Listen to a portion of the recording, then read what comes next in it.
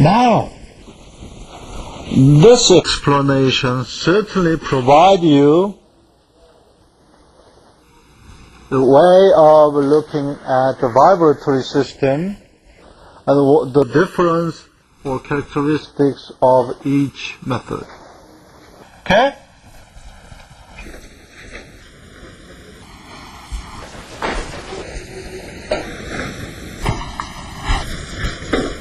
Okay.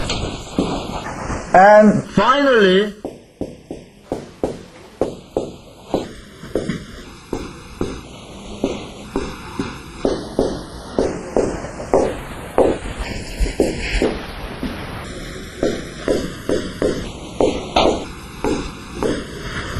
this relation is also possible as I derived before.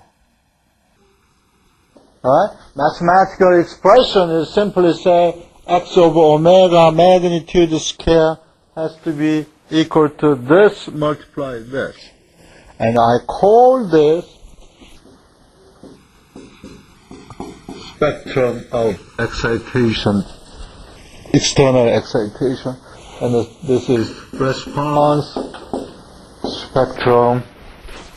And in the text, we write this relation as x omega, or as x omega is equal to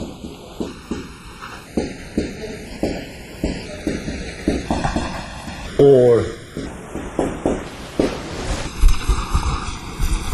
Okay?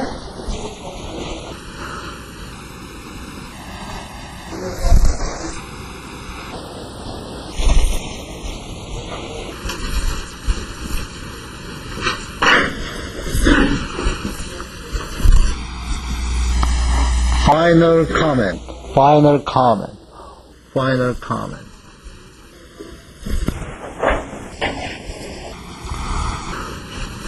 Emphasizing the expression, the difference between the expression in frequency and domain and time domain.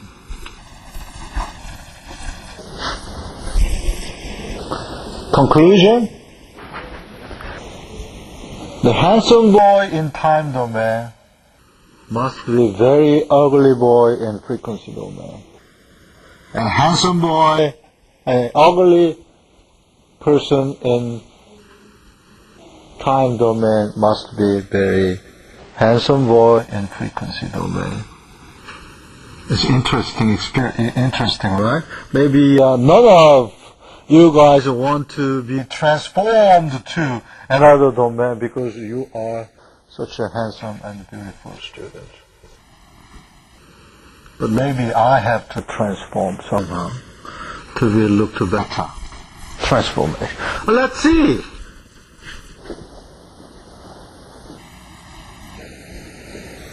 Sinusoidal. What does it look like in frequency domain?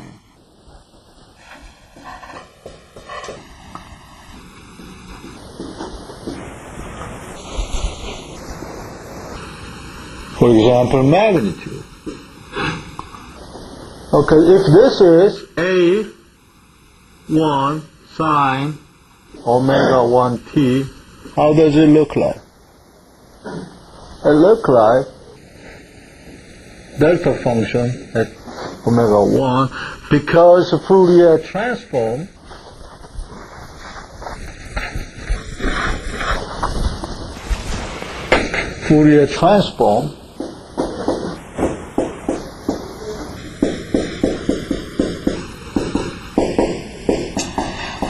and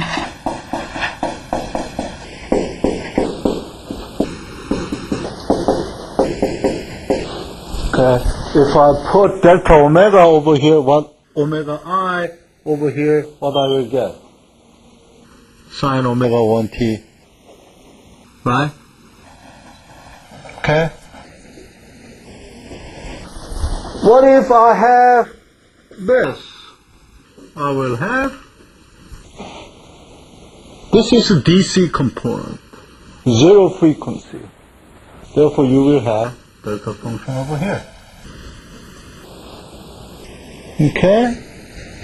What if you have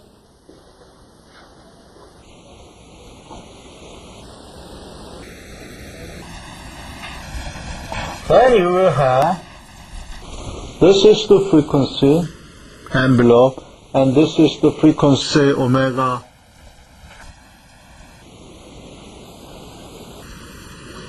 2. Then I have omega 2, it has some band, therefore I have this kind of spectrum. Right? Because this means that, compared with this, the frequency of this signal